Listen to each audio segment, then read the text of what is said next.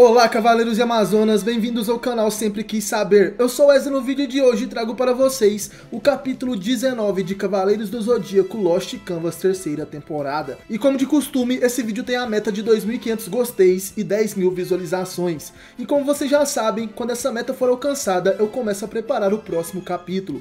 Então galera, depois que vocês assistirem o vídeo, não esquece de clicar em gostei e compartilhar com os amigos. Mas agora chega de enrolação e bora continuar a batalha entre Ayakos de Garuda e Sísifo de Sagitário nesse super vídeo. Sempre quis saber! Sísifo fica de pé. Ele é como um escudo e se mantém firme mesmo após receber duas técnicas mortais do juiz do inferno Ayakos. O espectro pergunta: consegue se levantar? Exatamente o que eu esperava de um cavaleiro de ouro. Recebeu minhas duas técnicas e ainda está de pé. Porém, de qualquer forma conseguirá escapar dos enormes olhos galácticos? Nesse momento, Ayakos ergue uma de suas mãos. No céu, aparecem novamente os olhos galácticos de Garuda, e mais uma vez, Sísifo não consegue parar de encará-los. Os efeitos do olhar da morte galáctica ainda estão no corpo do Sagitário. Não importa quantas vezes ele acendesse seu cosmo, de qualquer maneira, aquela técnica iria queimar mais uma vez os nervos de todo o seu corpo. Ayakos fala que depois de tudo, o cavaleiro não iria conseguir proteger nem seus companheiros, nem aquele barco. Ele diz: sinto muito por você, Sagitário, morrerá se lamentando. O cavaleiro de ouro Sísifo permanece em silêncio diante de Ayakos, porém ele sorri e o juiz se surpreende. Sísifo movimenta sua mão e diz: provavelmente você não consegue entender, não é mesmo? Sagitário eleva seu cosmo. Ele atua como o escudo da terra, o protetor da humanidade, pelo futuro de todos, por um futuro que eles possam viver, para proteger a terra e ser o escudo da grandiosa deusa que deseja isso mais do que tudo. Essa é a maior felicidade de Sagitário, e por isso ele fará o que for preciso no intuito de conseguir, mesmo que dilacere seu próprio corpo. Ayakos fica perplexo. Qual seria o próximo passo de Sísifo? O cavaleiro diz que iria ganhar aquela batalha custe o que custar, e assim, com seus dois dedos, ele tira sua própria visão. Sísifo se cega para fugir da técnica do olhar da morte galáctica, e ele eleva seu cosmo dourado. Essa é a determinação do Sagitário. Ayakos ainda não consegue entender. Aquele homem arrebentou seus próprios olhos, porém tem um erro. O impacto do seu olhar da morte galáctica é conduzido diretamente para o cérebro, destruindo os olhos. Sísifo apenas interrompeu a visão do olhar da morte, mas mesmo assim não poderá vencer aquela técnica. O juiz diz que tudo aquilo foi em vão. Dessa vez será o fim do cavaleiro. Porém Sísifo fala que Ayakos está equivocado. Ele se privou do sentido da visão com o propósito de aguçar seus outros sentidos. Seu intuito é elevar seu cosmo ao limite e assim ultrapassar o sexto sentido e ir muito mais além do sétimo. E assim alcançar o sentido que sobrepõe a todos estes, a essência do cosmo. Sísifo de Sagitário emana uma poderosa energia. Ela explode com uma luz dourada e dissipa a escuridão. Esse é o verdadeiro poder de Sagitário. Até mesmo o Tema, que estava inconsciente no barco, agora acorda e diz que aquele calor, aquele cosmo, era semelhante ao de Asmita na ocasião que se sacrificou. Essa sensação, não, isso era impossível. Sísifo de Sagitário desperta o oitavo sentido. O cavaleiro de ouro voa como se fosse um anjo. Ele desce do penhasco até se aproximar de Ayakos. O juiz do inferno percebe que seu cosmo se elevou. Ele ficou tão poderoso que conseguiu extinguir seu olhar da morte galáctica. Aquele cosmo era quente e desagradável. Que cavaleiro insolente era Sagitário. Aproveitando que Sísifo fez aquela aterrissagem, Ayakos concentra seu poder nas mãos. Porém, antes de conseguir atacar o cavaleiro, Sísifo atinge um golpe certeiro em Ayakos. O juiz fica surpreso. Aquele maldito estava escondendo um poder tão enorme.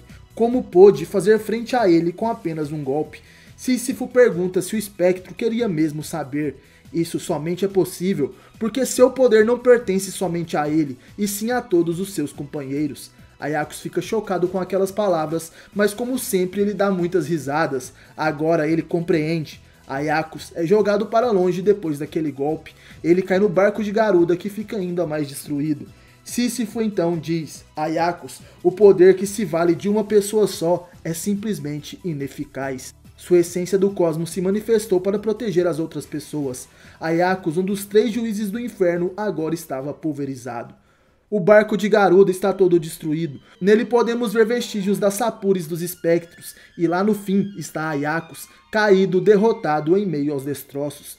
Parte de suas sapures está destruída, porém ele ainda está consciente e começa a rir com aquela derrota. Será que esse é o fim de seus laços? Seus subordinados já desapareceram daquele mundo, os laços da escravidão foram perdidos. Ele então levanta e anda sobre o barco.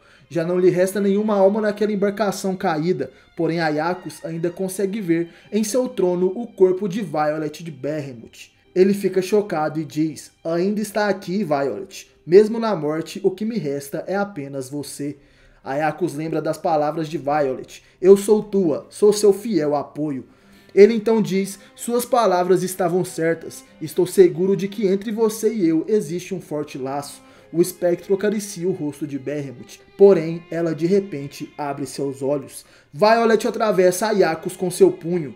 Ambos estão com um olhar de medo e desespero. Aiacos dá risadas e diz que entendeu. Esse gigantesco cosmo que te envolve, Violet, agora que você está morta, se tornou o meu executor. Violet de Behemoth é executora do perdedor Garuda. Tema e Yato seguram Sísifo de Sagitário. Ele estava muito ferido. O Pégaso pergunta se ele estaria bem. Tema queria saber como estavam seus olhos e por que ele se cegou para salvá-los. Sísifo pede para que eles esqueçam aquilo, pois o importante é que estavam todos a salvo.